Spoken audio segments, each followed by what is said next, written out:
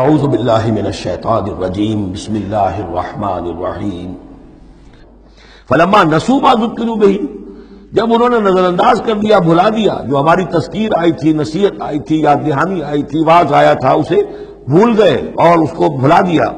فتحنا علیہم ابواب کل شیء، پھر ہم نے ان پر دروازے کھول دیے ہر چیز کے، اب کھاؤ پیو عیش کرو، اب دنیا میں نعمتیں تمہیں ملیں گی، اب تمہیں تاکہ جو بھی تمہارا کوئی نصیب ہے اس دنیا میں تم اس سے فائدہ اٹھا لو۔ حتیٰ اذا فرحوا بما اوتوا، یہاں تک کہ جب کہ وہ بہت خوش ہو گئے، اترانے لگے ان چیزوں پر جو انہیں مل گئی تھی، اخذناہم بغتۃ، پھر اچانک ہم نے انہیں پکڑ لیا، فاذا هم مبلسون، پھر وہ بالکل مایوس ہو کر رہ گئے۔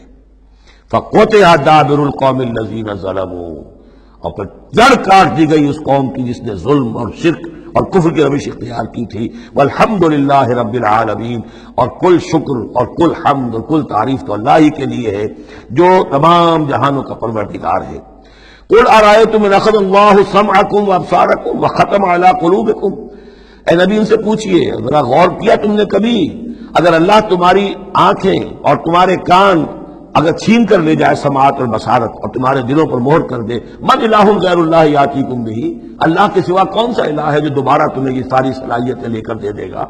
انظر کیف نصرف الآیات، دیکھیے ہم کیسے ان کے لیے اپنی آیات کو گردش میں لا رہے ہیں، پھرا پھرا کر مختلف اسلوب سے، ایک پھول کا مضمون ہو تو 100 رنگ سے باندھوں، ہم یہ سارے مضامین ان کے سامنے لا رہے ہیں، ثم ہم یصلفون، پھر بھی وہ کنارہ کرتے ہیں۔ قل ارأیتکم ان اتاکم عذاب اللہ بغتۃ و جہرۃ، ان سے کہیے کہ دیکھو تو اگر تم پر عذاب آ جائے اچانک، یا علی الاعلان آئے، ڈنکے کی چوٹ آئے، اعلان کر کے آئے کہ اب اتنے دن کے بعد عذاب آ جائے گا، هل يهلك الا القوم الظالمون، تو ہلاک تو وہی ہوں گے جو ظالم قوم ہوگی، جو ظلم کرنے والے ہوں گے، چاہے وہ آئے اچانک اور چاہے آئے ڈنکے کی چوٹ۔ وما نرسل المرسلین الا مبشرین ومنذرین، اب یہ دیکھیے پھر وہی لفظ آ گیا جو سورہ نساء میں ہم پڑھ چکے ہیں، رسلا مبشرین ومنذرین، جو بیسک فنکشن ہے انبیاء اور رسل کا وہ یہ ہے۔ وما نرسل المرسلین الا مبشرین ومنذرین، اور ہم نہیں بھیجتے رہے ہیں اپنے رسولوں کو مگر مبشر اور منذر بنا کر، اہل حق کے لیے بشارت دینے والے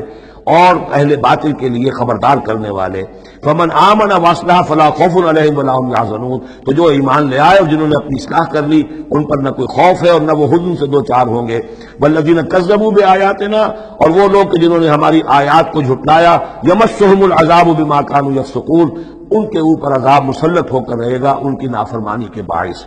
صدق اللہ العظیم۔